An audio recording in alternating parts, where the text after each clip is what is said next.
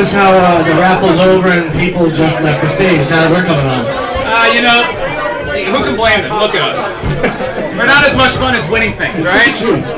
Oh, that's not nice. You know, you bought a whole new suit for the occasion, too? I did, and actually, you did say it once before that you're the face of the show, and I'm just the voice of the show. Thanks. You're the talent, don't worry about it.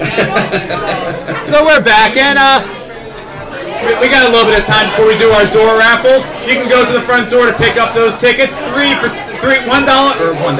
One raffle ticket for $10, 3 for $20. We're going to pull that at 12:45, so about 35 minutes away. Now we're going to jump right back in here. The Super Bowl Boulevard, unfortunately you had to stay back and hold on the phone for the show and you couldn't come by. It was an incredible experience. It really was. They had everything going on that any fan could ever want. Did you ride on the toboggan? No, I didn't, and I wanted to do it and put the video up on our Facebook page, which is facebook.com/Jimmy Rants. You can take a look at us on there as well. I think you'd be too scared. I really don't have faith in your... It was so cold. Now, if I'm going down there without long pants on or shorts, well, let's just say it's cold. You can do the math. I'm going down that fence. But you got to meet a Hall of Famer, Aeneas Williams. Just recently, Aeneas Williams, who, as you know, came up with the Arizona Cardinals and finished off his 2-year seasons as a career with St. Louis Rams as well, playing both cornerback and free safety. It was wonderful. Unfortunately, he couldn't get in last year. Last year was one of the toughest drafts for any athlete to get involved in. And then, like I said earlier, we also had O.C. Ubenor was there as well. Wayne Corbett was there. But they didn't organize it so well because you had O.C. and Corbett come on at the same time. And by the time I got to go meet Corbett, it was 300, 400 people deep, as I was in the front of a 300, 400 people deep line for O.C. And then lastly, we had, as we saw yesterday, Marty Lyons, the New York Jets. Absolutely, that's got to be a great experience. But you know, with Super Bowl Boulevard, it brought a lot of new people to New York City who haven't been there before. How has the Super Bowl impacted New York City? You know, a lot of people thought it'd be a good thing, and a lot of people thought it'd be a bad thing. Mainly the weather was one big determining factor here. And throughout the entire week leading up to the Super Bowl, it was single-digit degrees going down at night, and even in the morning, and people said, wow, how is this going to work out, especially the game's at 6:30 at night. Will, of all people, Peyton Manning and his previous neck injuries be able to withhold the temperature? But all in all, people clearly have enjoyed the experience that has been brought here to both New York and New Jersey, and the media convention was actually held in Jersey. Speaking of snow, did you hear about the 40 inches we're supposed to get next Friday? Yeah, isn't that like those Mayan calendar people? I don't know, I was just trying to see if anyone was paying attention. No, no one's paying attention to us, and no one ever does. So it's kind of like our normal show. Which you can find on youtube.com/Jimmy's Rants, facebook.com/Jimmy Rants. If you want to contact us at any time, jimmysrants@gmail.com. But you know, we spent enough time talking about the events leading up to the Super Bowl. Let's talk about the Super Bowl itself. Let's start with the quarterbacks. We got Peyton Manning, 37 years old, third time in the Super Bowl. And Russell Wilson, who just 2 years ago was playing quarterback for the Wisconsin Badgers and playing baseball for the Colorado Rockies. Yeah, and actually, when I last saw it, didn't he play with, who did he start his college career with? The 3 years. NC State. NC State, yeah, and that's right, NC State. 3 years with them and finished up with, help me.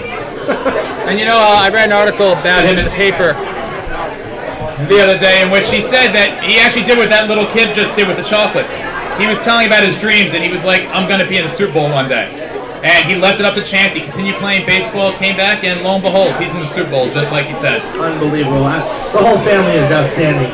You know, it goes down from Archie to Eli, leaving that one alone, Peyton, and even their younger brother as well. Has a lot of accomplishments in his life, too. Absolutely, absolutely. It's a shame what happened to Cooper. He couldn't be a quarterback like the rest. I know. Now Manning has...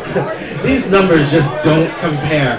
You know, so it's hard to even get into a debate of who's better right now. I mean, he's got 16 seasons. I didn't think we were ever debating that. No, there wasn't. But for topic of discussion, 16 seasons on 2. And Manning has 10 times the amount of yards thrown as Wilson. And Wilson hasn't thrown that much in the past 2 years. Wilson's not, he's not your stereotypical quarterback. He's not your passer. He's not going to be throwing for 300 yards a game like Peyton. He gets it done with the feet. He's able to run around and scramble and make plays happen. And Russell Wilson's really good suited for playing the Broncos defense this week, because Broncos defense is weak up the middle, and Russell Wilson can really attack that front line with his running ability. Yeah, Russell Wilson has, I think he ran for almost 600 yards this year, a few touchdowns himself. But his numbers, just as a quarterback, without running, aren't so bad themselves. He threw almost 3,500 yards this year. He had 26 touchdowns, 9 interceptions, and he had a QBR, which I know you don't care about. It's a fake stat. It is a false stat, I know. But now you saw Marshawn Lynch. Now, Marshawn Lynch did run for his 1,200 yards. He got his 12 touchdowns, 2 receiving touchdowns. Their game is what the Jets try to mock is their ground and pound game. And nothing when the Jets do it for 3 weeks in a row. The Jets don't do too bad themselves at it. The Jets look pretty good, but too bad they're not playing today. No, they're not. And to go and prove right there that Russell Wilson is not your average quarterback. His highest receiver was Golden Tate, who didn't even touch 900 yards this year, and he only had 5 touchdowns. I mean, their receiving core is weak. Percy Harvin's coming back for this game, but we don't know if he's really going to be playing too much. And you're right, they don't have a strong tight end. Zach Miller's pretty weak. They don't really have much to go around. It's really Marshawn Lynch and then the rest. Yeah, I mean, but now even though he didn't throw the ball so well, or so often at least, he did spread it out. He did. All right, he did. Everybody got at least 5 touchdowns, it appeared to be. And this team is actually incredible. The Seattle Seahawks. Their defense is just absolutely unreal. Nothing like the rest. 44 sacks, which led the NFL. 17 forced fumbles, also led the NFL. They had an incredible 28 interceptions, which really makes you wonder yourself, what is Peyton going to be able to do to their defense? Is he really going to be able to thread the needle and hit his targets left and right? Well, the thing about the Seattle defense is their cornerbacks are kind of weak right now. Brandon Brower's out with the suspension. They're starting their nickelback, Walter Thurman. He's suspended for the Super Bowl. Yes, he is. And Richard Sherman doesn't actually line up on the best receiver. Ike Taylor said it best this week. You can't call yourself the best cornerback in the game if you don't line up against the best receiver, play in and play out, which is what Darrelle Revis did. Richard Sherman doesn't do that. All he does is run his mouth. So they run a lot of zone. They run a lot of. If you bring Richard Sherman on the inside, Peyton Manning's gonna be able to pick that defense apart. Yeah, I think, like I said earlier, it's gonna be a really high-scoring game. I think this defense is, I don't want to say they're not going to show up, but you know what, like we said earlier, they're not in the stadium where they have that 12th man. And Peyton Manning's going to do what he does best. He's also going to spread the ball out. You're going to want to watch out for, obviously, Wes Welker, Demaryius Thomas. He's going to hit his targets, and I don't think Seattle's going to stand a chance. I don't think so either. Are you changing your tune? No, I'm not. I'm going to have to go with who I originally predicted. But that's just because you don't want to be different from me. No, I hate you, but I'm going with the Broncos. By heart. Yeah. See that bell? It's going to replace you. So we haven't even rang the bell yet. I want the Broncos to win. We'll get the debate later, but I do predict the Seahawks to win, if that makes any sense at all. Now, Peyton Manning, when you want to talk about spreading the ball out, though, Peyton Manning, from when they run that ball, no Sean Moreno, he's going over 1,000 yards. He's got his 10 touchdowns. He's got a few on the receiving side. Monte Ball, that's a great duo back there. I like that a lot. And like I said, Demaryius Thomas, even Eric Decker. You know, Peyton Manning, when one guy's not open, he knows where he's going to throw. Basically, no team is going to be able to double cover any of their wideouts. And it's a quick story, actually, on Monte Ball. He was asked this week what's going to be like to play against his college quarterback, and Russell Wilson. And he said, he's the enemy. I'm not talking to him this week. And you know what? It's not like he's going to be in the same field as he is, you know? Absolutely. And you know, the Broncos offense is one of the most prolific offenses of all time. Peyton Manning threw for about 5,500 yards, 55 touchdowns. He had it all. He really did. He had his way. And you know what's incredible this postseason? Peyton Manning hasn't been touched once. Hasn't been sacked, hasn't been pressured, hasn't been hurt. He hasn't been touched. So it leaves a lot to be seen. Can the Seattle front four get into the backfield, shake up Peyton Manning, and mess up with his rhythm? Because Manny Ramirez is playing in a Super Bowl, and he's doing a great job at center. I just don't see the Seattle Seahawks really breaking up that rhythm for Peyton Manning. And when he's in that rhythm, he can just take it down the field all over and over and over again, which is what he did against the Patriots. You know, and I'm glad you brought the Patriots up, because in the past few weeks we've been discussing about Tom Brady and the potential demise of his career and what's going on. Now, Peyton Manning has set records amongst records. And what's most important here, to me, as far as the record books go, when he's throwing 55 touchdowns and he's now in his 3rd Super Bowl, if he wins this Super Bowl and he goes 2-1, not for nothing, do you really think Peyton Manning is a better overall quarterback than Tom Brady? Absolutely. I think Peyton Manning has always been the better overall quarterback, but you got to count winning, of course. Peyton Manning is 8-10, I think, in postseason games. He doesn't have a great postseason record, so people call him a choke artist. But Tom Brady has won, but he hasn't won since 2003. He's lost every Super Bowl and playoff game since then, for the most part. Now, I'm not defending Tom Brady at all because I agree with you, but to play devil's advocate, you got to look at the teams that have surrounded each player. And you look at Peyton Manning. Peyton Manning really hasn't had a consistent wideout, even when he was with the Colts.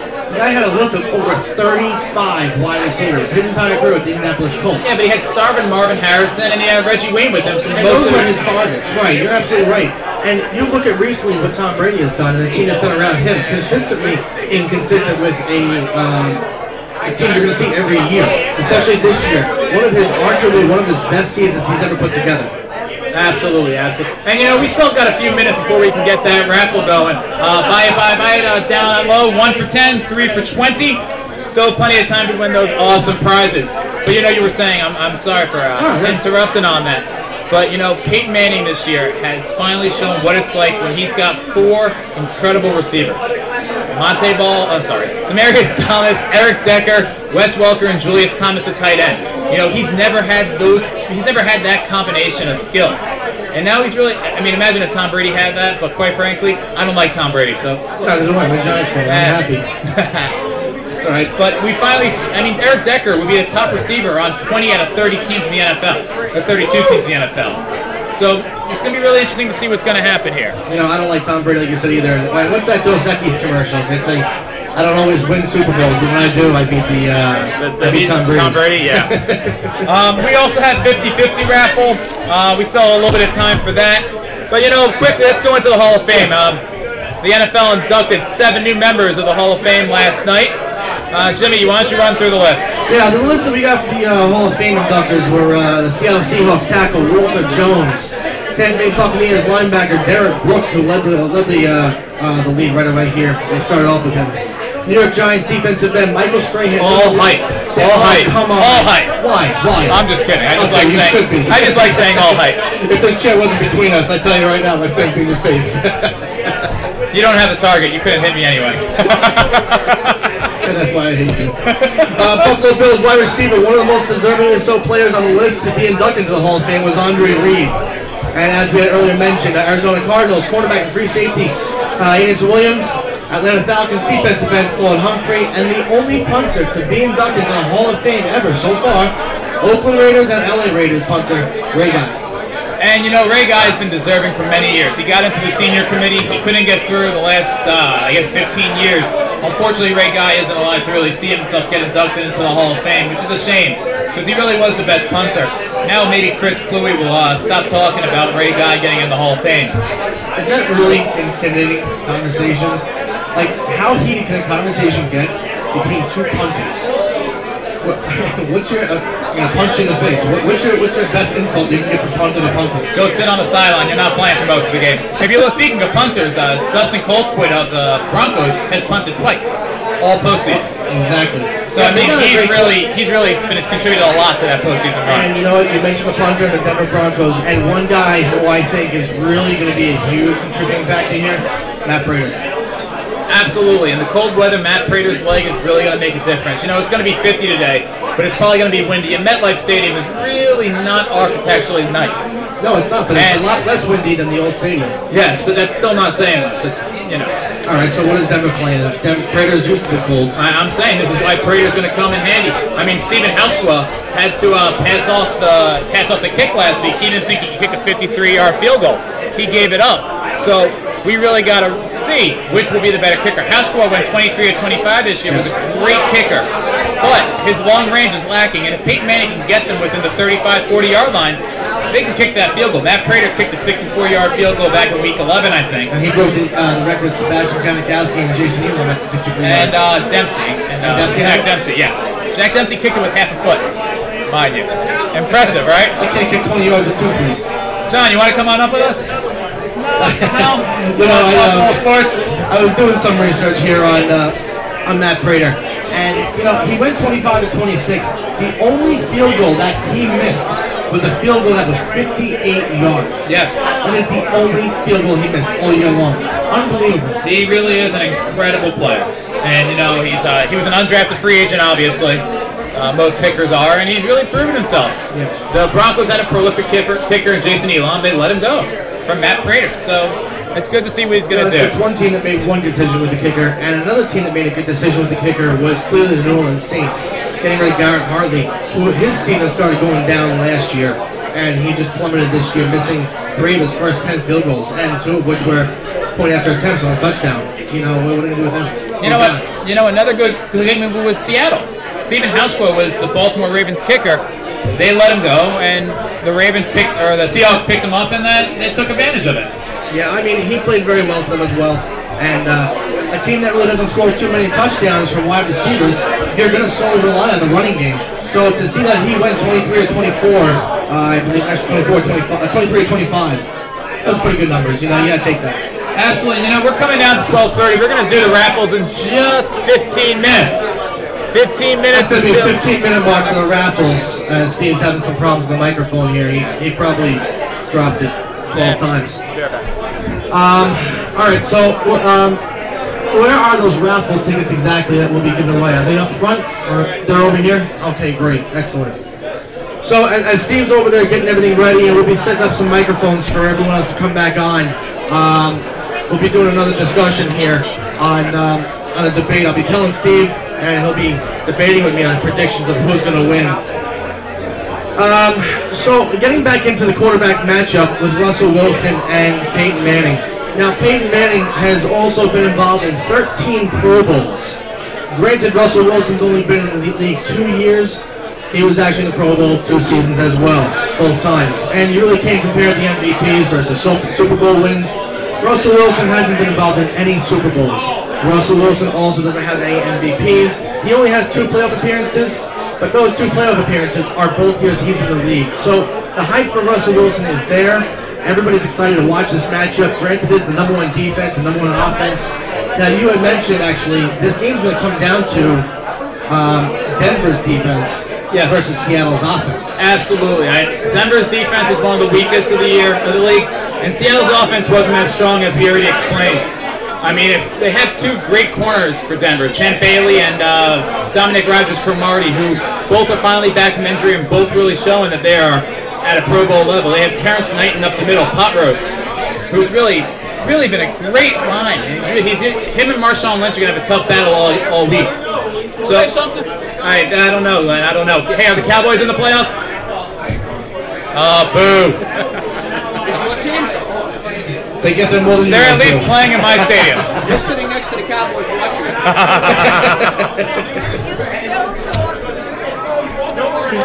All right. So, you want to, are we getting into the raffle or the debate? You know, I think it's time for the 50-50 raffle. Yeah. All right. Right now, and I have the 50-50 raffle. Just talk about it. Is that the 50-50 raffle, or is that all the money you're making? What's going on here? What do we got going on? All right, so if everybody can take out their tickets that you got at the front door, or wherever you got the tickets, we'll be doing, like I said, the 50-50 raffle. The 50-50 raffle, I have $215 in my hand right now. How come you told me it was 300 earlier? I never told you anything. Oh, come on. It is. Who wants to pick the 50-50 raffle number? We'll have the little kid. There we go. I'll read it out, so just in case you actually have the winning ticket. All right.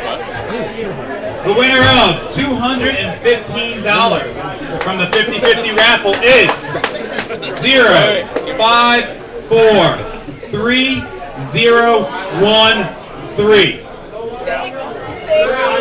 543013. Don't give out your phone number. Read the real number on the ticket. 867-5309. No, wrong number 2. Sorry. 543013. That's also the number to the weekly Rant call-in show. You're the 50-50. 543-013. Going once. Going once. No, wait, I gotta get my glasses. All we gotta wait for the glasses.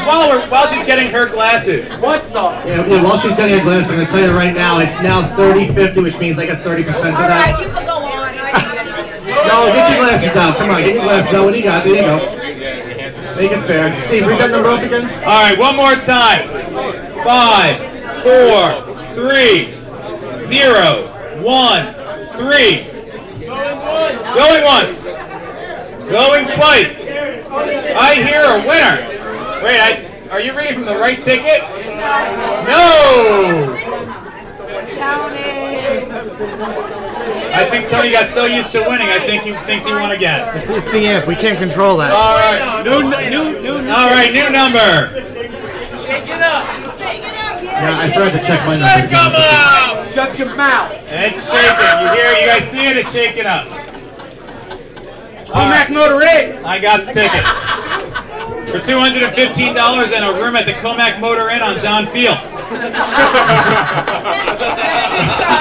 I think it's for an hour. 5, 4, 3, 0, 2.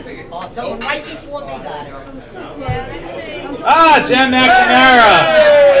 You want to have the jersey back. Let me. What? And she's giving it back in the final. Let's give Jen McNamara a round of applause, everybody. All right, let's hand this off to John, who will hand it off to whoever it's supposed to go to. Again, we still have plenty of time before we do these big raffles. We're not going to do them quite yet.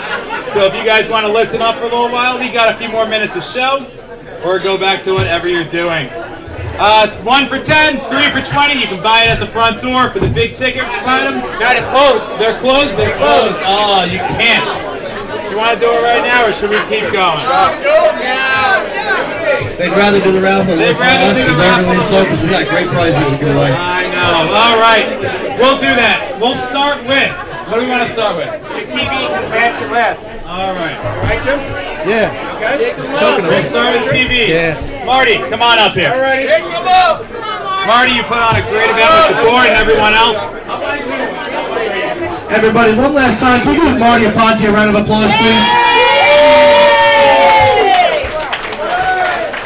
All right, shake that thing up, Marty. Let's go. This one is for the 29-inch TV. I'd pick it up, but I don't want to break it. Samsung TV. Just don't look at it, then you won't break it. Jimmy, that's your face. It's the green. It's the green tickets we're reading from. Holy Jesus, pick a ticket. All right, Marty. He hands it off to me. The winning number for the 29-inch TV is 408. Who's got that number? Yeah! All right, it should be everybody. 408076. You have it right in front. Oh, wow. 408076. We got a winner. 29-inch TV. Right over here. We'll have someone grab for you in just a moment. Congratulations. You threw up all your other tickets. All right, congratulations. You can watch Super Bowl on that now. All right, Marty, let's go down with this one. This one is the 32-inch TV with DVD player.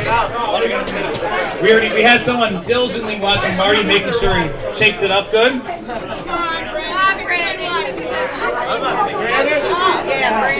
The jokes. Yo, if he wins, I kill him. Inappropriate crowd. Or inappropriate for the It crowd. looks like Brandon didn't win. But the winner of the TV is 408. Yeah, buddy. There we go. There we go. 046. I heard it. Oh, we got a winner! Too frustrated from before. You won a 32-inch TV and DVD player. We had problems with the sound system. Some people put. We don't want to use this. We don't want to use the speaker anymore. All right. This one is for This little basket right here, an autographed football signed by Hall of Famer Aeneas Williams, O.C. Umenora, formerly the New York Giants, and Jets great Marty Lyons. We also have a 9/11 polo shirt like the one I'm wearing, and a 9/11 Responders Remember commemorative flag.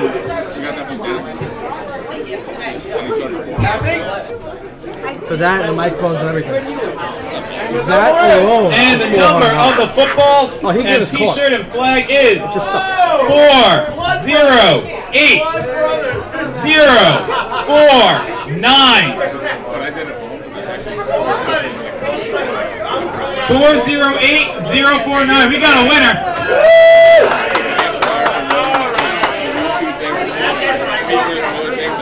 All right. Now Who won that ball? Did that ball go away? That ball won. Your dad won it? All right. Last but not least, John.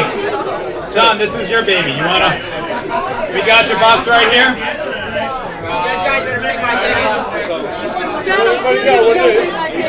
This is for the sports basket. Well played. I like that. All right. The winner. 408-052. We got Jen McNamara. She gets the jersey and she gets the basket. Great basket. You know, my birthday's coming up, Jen. You know, so is mine, Steve. The Lenny Dykstra draw jersey.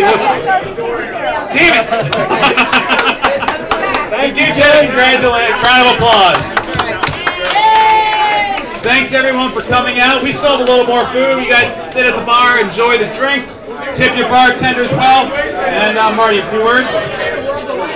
I'd like to thank you, everybody here, for coming out and supporting the 9/11 Responders Remembered and the Feel Good Foundation as well. Have a great time at your Super Bowl party this evening. Don't forget not to drink and drive. And I'll see you guys next year, or I'll see you around in town. Take care. Thank you, Marty, and let's give everyone a round of applause for putting on such a great event today. We got just a few more minutes before we're going to close up shop as well. You know, normally on our show we do something known as a debate.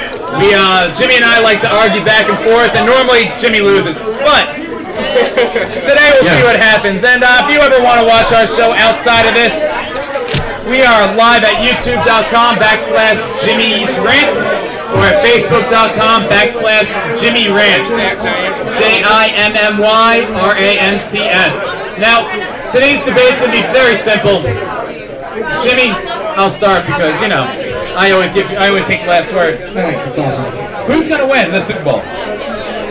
I think the Denver Broncos will win the Super Bowl. Who do you want to win? I want the Denver Broncos to win the Super Bowl. Okay.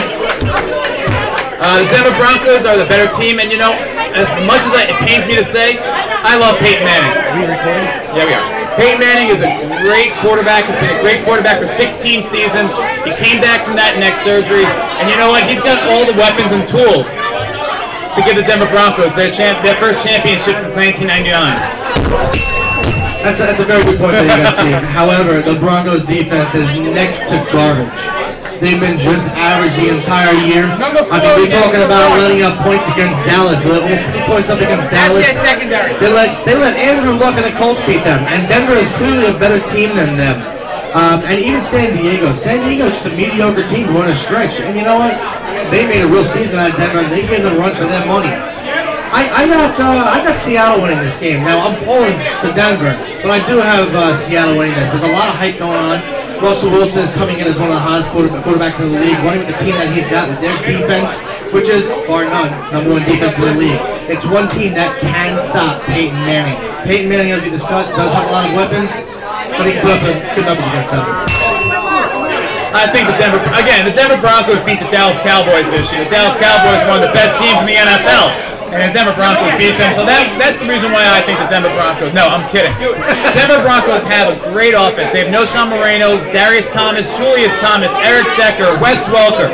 They have a great offensive line. Peyton Manning hasn't been touched. We talked about the Broncos defense. They were excellent against the run. pot roast up the middle.